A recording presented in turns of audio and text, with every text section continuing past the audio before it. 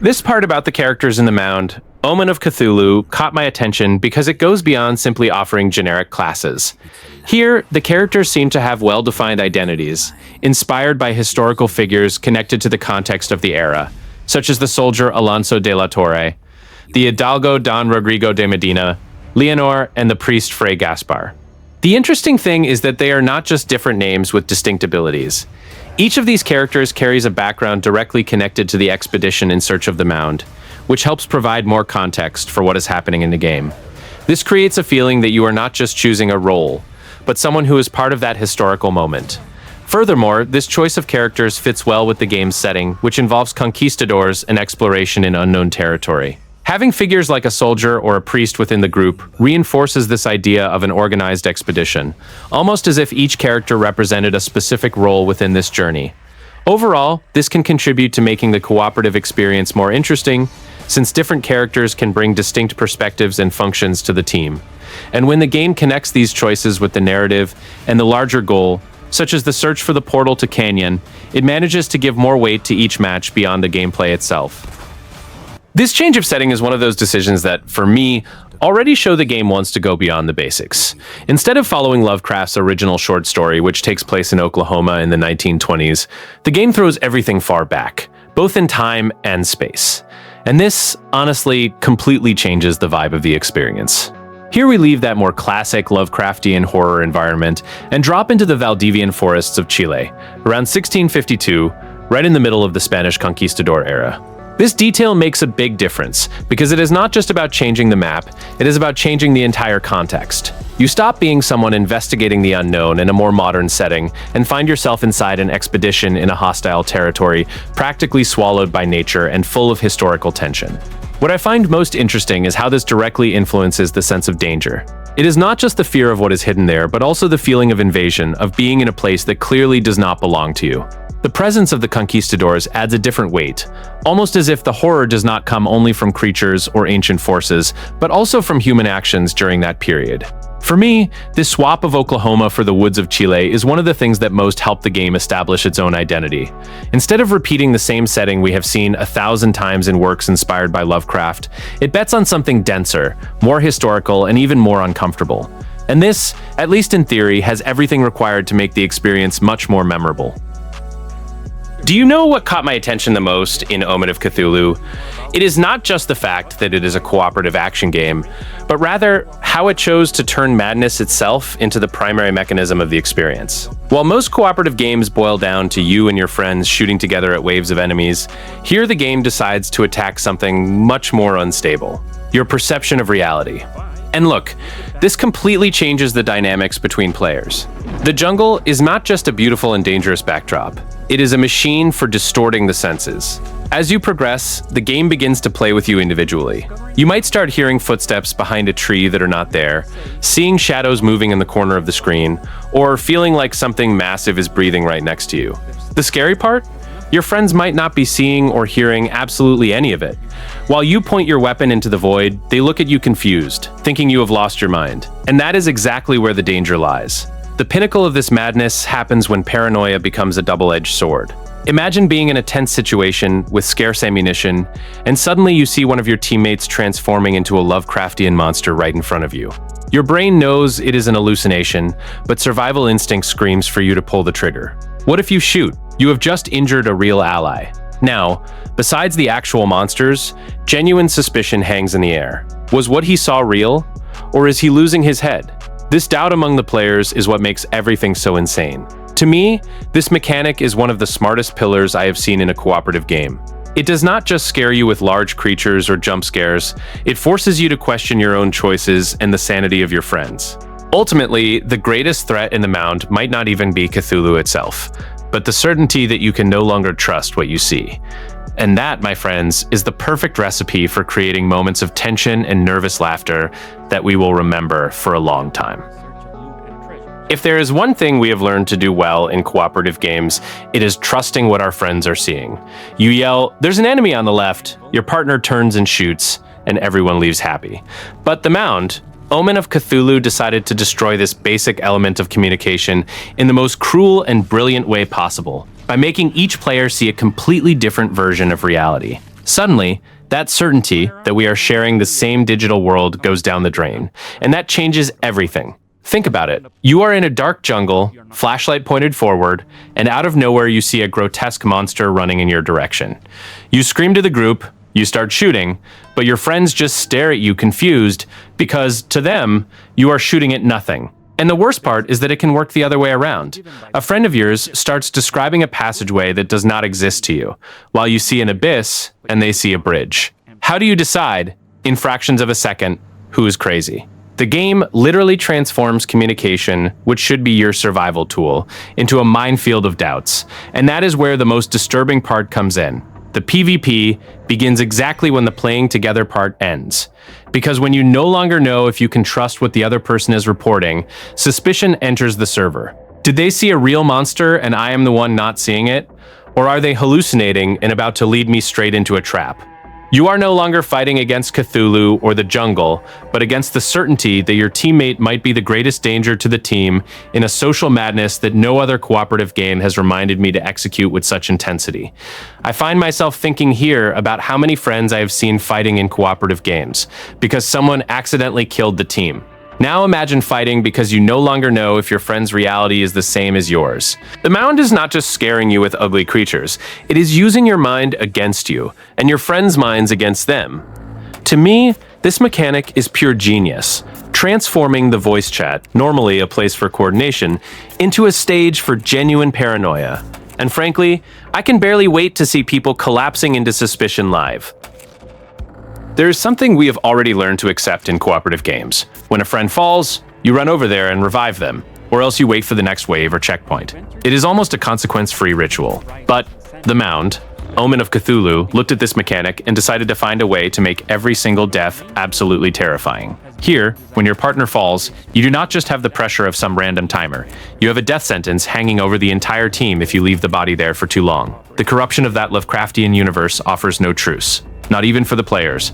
If you leave a fallen teammate behind, whether out of fear, lack of resources, or because the situation is impossible, they will not simply stay there waiting on the ground. The jungle, or rather what inhabits it, enters that player's body and transforms them into something completely different. From an ally, they become a living threat, controlled by the game's artificial intelligence with a single objective: to hunt down the rest of the team. And do you know what is worse? They will probably know your playstyles because they were your friend until 5 minutes ago. Imagine the scene. You are at half health, low on ammo, and suddenly, stepping out of the fog, comes the silhouette of the person who was helping you at the start of the level.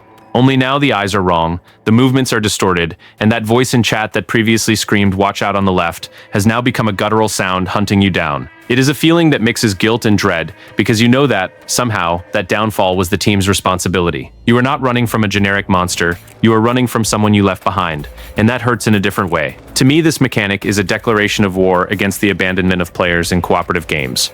The game forces you to care, forces you to risk your own skin to save your friend, because the alternative is much worse than simply continuing with one less player. You do not just lose an ally, you gain an enemy who knows how you think. And in that universe of Cthulhu, where sanity is already at its limit, having to shoot the corrupted body of a friend is the kind of virtual trauma that leaves a mark.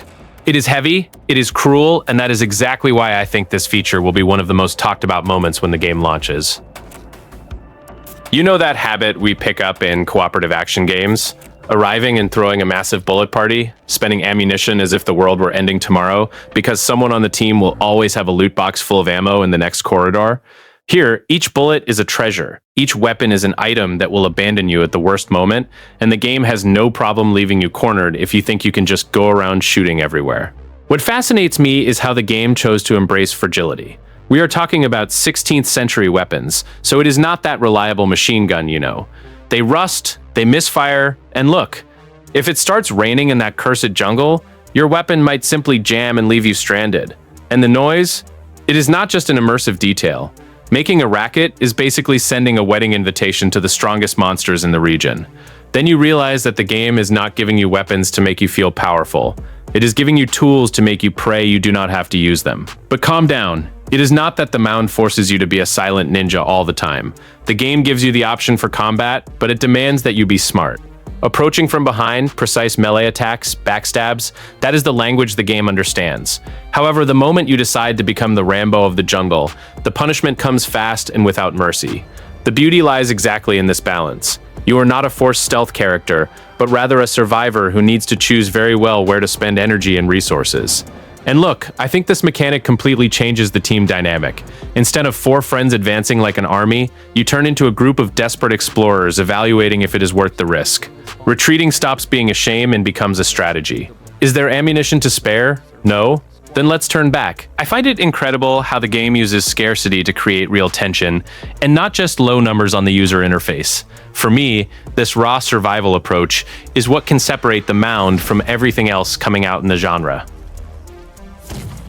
This one is a mechanic that I found quite interesting because it interferes directly with the way you progress inside the game.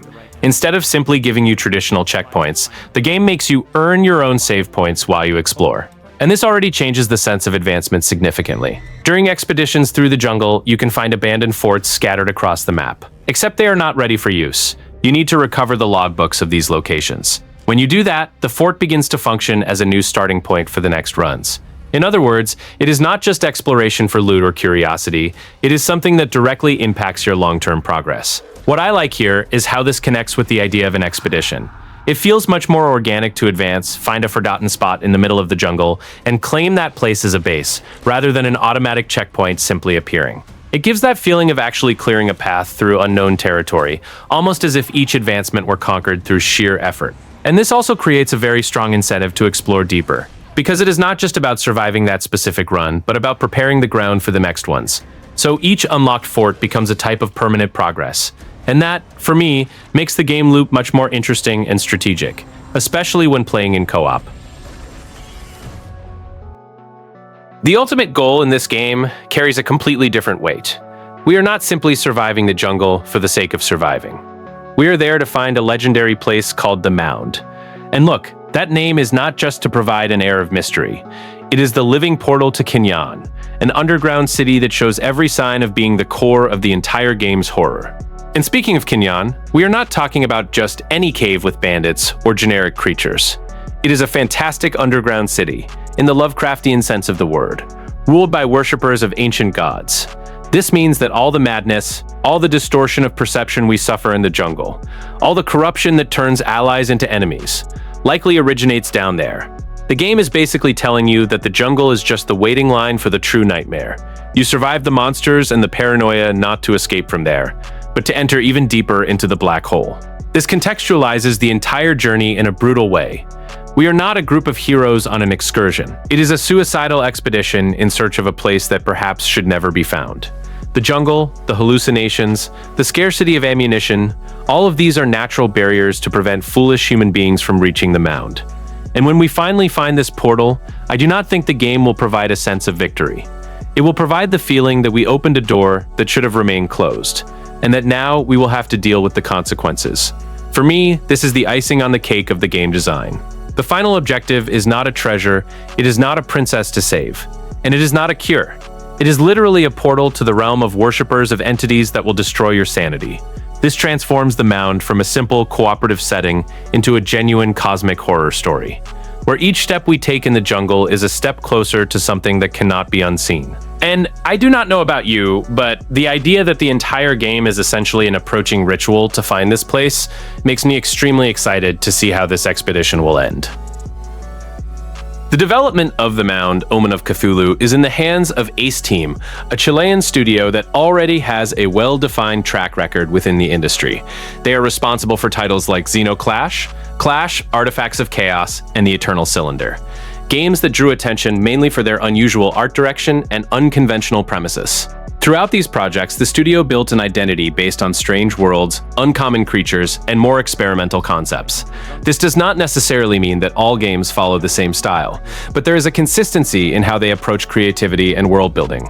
This background helps to better understand the type of approach they can bring to a game with a Lovecraftian theme. In the case of the Mound, Omen of Cthulhu, this previous experience is being applied to a different context, a cooperative action-adventure game with a focus on cosmic horror. This change of format is relevant because it adds elements of interaction between players that were not the primary focus in some of the studio's earlier titles.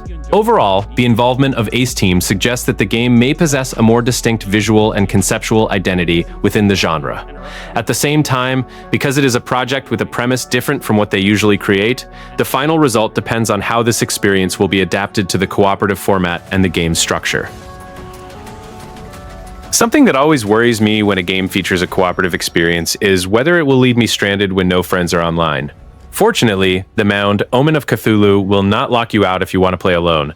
The game accepts from 1 to 4 explorers, so whether you are a lone wolf or a full team, the door to that cursed jungle is open.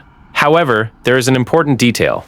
Although it is technically possible to face everything alone, the game was tailored with the interaction of 4 people in mind. When you decide to set out alone, the challenge changes completely. Without companions to divide the attention of the monsters, without anyone to revive you when madness hits hard, and without that voice in the headphones confirming if what you are seeing is real or an hallucination, the jungle becomes even more hostile. The scarcity of ammunition weighs heavier, each mistake you make is felt with double the intensity, and the feeling of vulnerability is absolute. It works, but it is clear that the developers want you to feel the weight of solitude, almost as if they were saying that no one should be there alone, and that is exactly where the magic of the hallucination mechanics comes in. They even work in solo play, but my friend, their potential explodes when there are friends along. The confusion of seeing things others do not see, the paranoia of wondering if what your teammate is screaming is true or their own madness, the cruel doubt about whether that companion in front of you is actually them or a disguised monster, all of this relies on communication between real people. Alone, you may question your own sanity, but with 4 players, you question everyone's sanity. This is a playground of suspicion that AI alone cannot replicate. I think the ideal here is to evaluate what you are looking for. If you like managing everything on your own and do not mind the extra challenge, solo mode seems like a valid option. Now, if you want to experience how the mechanics of madness and paranoia behave when real players start questioning each other, gathering a team makes more sense. The Mound does not force you to choose a side, but it becomes evident that the main premise of the game lies in co-op, and anyone playing alone will miss some of these elements that only work with other people in the match. This part about the characters in the Mound, Omen of Cthulhu, caught my attention because it goes beyond simply offering generic classes. Here, the characters seem to have well-defined identities, inspired by historical figures connected to the context of the era, such as the soldier Alonso de la Torre, the hidalgo Don Rodrigo de Medina, Leonor, and the priest Fray Gaspar. The interesting thing is that they are not just different names with distinct abilities. Each of these characters carries a background directly connected to the expedition in search of the Mound, which helps provide more context for what is happening in the game. This creates a feeling that you are not just choosing a role, but someone who is part of that historical moment. Furthermore, this choice of characters fits well with the game's setting, which involves conquistadors and exploration in unknown territory. Having figures like a soldier or a priest within the group reinforces this idea of an organized expedition, almost as if each character represented a specific role within this journey. Overall, this can contribute to making the cooperative experience more interesting, since different characters can bring distinct perspectives and functions to the team. And when the game connects these choices with the narrative and the larger goal, such as the search for the portal to Canyon, it manages to give more weight to each match beyond the gameplay itself.